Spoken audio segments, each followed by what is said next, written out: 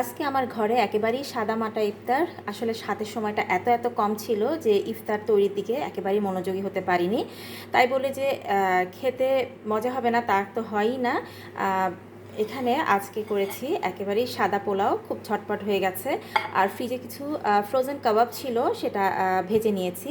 তবে হ্যাঁ, এটাকে অনেক অনেক সুস্বাদু করার জন্য আজকে আমি বেছে নিয়েছি আমার সসগুলো থেকে পেরি পেরি সস। এই পেরি পেরি সসটা কিন্তু একেবারেই চিনিমুক্ত, খেতে ঝাল এবং টক। আর হ্যাঁ, এটা যেহেতু ঝাল এবং টক স্বাদের আর রয়েছে নানান রকম ভেষজ এবং নানান রকম মশলা, সো এটার স্বাদ কিন্তু অনেকটা আচারের মতন।